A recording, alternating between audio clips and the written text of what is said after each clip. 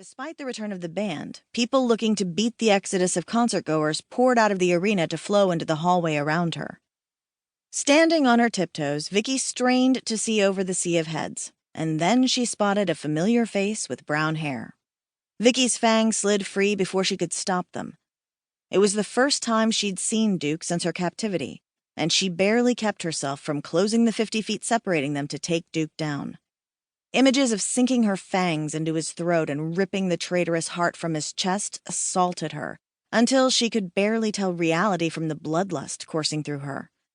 No, stay in control. Taking a shuddery breath, she dug her nails into her palms to keep herself focused on the now. If she attacked him, she'd kill him in front of everyone. There would be no concealing a vampire attack in front of so many, and no guarantee the crowd wouldn't take her down after. Since being freed from the warehouse, vengeance against Duke was the only thing driving her, but she'd never do anything to harm her family. Her antics over the years concerned them, but she'd never knowingly done anything to put them in jeopardy. If she killed Duke now, she risked the lives of her 9 siblings, their mates, their children, her parents, and her adopted uncles, the Stooges. Her family was large and loving, and even if she hadn't been able to return home to face them since her imprisonment, they were also her lifeline. But if she attacked, she risked people learning about the existence of vampires, and the consequences of that could be disastrous. Vampires were stronger and immortal, but humans vastly outnumbered them and had far more weapons. If humanity decided vampires were a threat, they would be hunted and destroyed. With the number of cameras and cell phones in this place, there was no way her attack on Duke wouldn't be recorded. Gritting her teeth, Vicky kept herself restrained from tearing out Duke's throat as she bobbed and weaved through the crowd and into a stairwell. Packed in like a sardine with the rest of the mob, she found herself locked in with a group of girls about her age.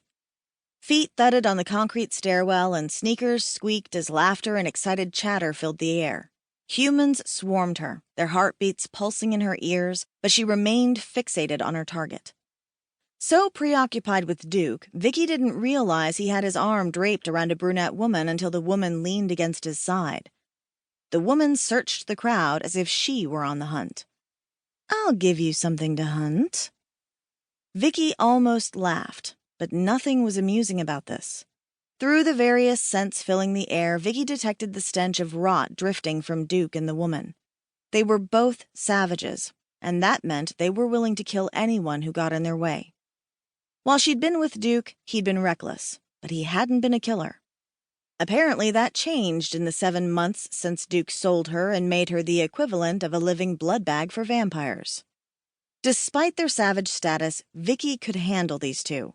Duke was now a killer of innocents, so he'd grown stronger in 7 months, but she'd been training with Ronan and his men, and she was a pure-blooded vampire. Duke wasn't. She would destroy him tonight. She reminded herself to ask how much money he'd received for her as her hand slid into her coat pocket, and she rested her fingers against the stake there. Turning a curve in the stairwell, she trailed the couple as they flung open the metal door at the bottom and exited the building. They briefly vanished, but Vicky spotted them again when she stepped into the brisk late April air. Her breath plumed before her as she shoved her hands into her pockets and followed at a discreet distance from them. More exit doors opened from different areas of the building, and people spilled out of the garden. The crowd blended and swirled together, but she never lost sight of Duke as he and his friend turned onto the main street. Cars lined the road looking to pick up concertgoers, and more vehicles were gridlocked in the street. Horns blared uselessly as no one could go anywhere. Lights and music spilled out of the bars and restaurants, and revelers gathered outside them, smoking cigarettes or trying to get inside the establishments. Vicky fell back when Duke turned onto a side road where fewer humans and businesses were around to keep her hidden. The couple's idle chatter floated on the air as they turned onto another side road and then another. Her heart hammered in anticipation of getting them somewhere she could go in for the kill. When they slipped around a corner ahead of her, she hurried to catch up, unwilling to let them out of her sight for long. When they came into view again, she discovered the couple leaning against a building 100 feet ahead, kissing. Judging by the way they were groping each other, the kiss was heading toward a public screwing. Vicky paused to take in her surroundings. The scent of garbage was a little stronger here, but tomorrow must be trash day as cans lined the sidewalk.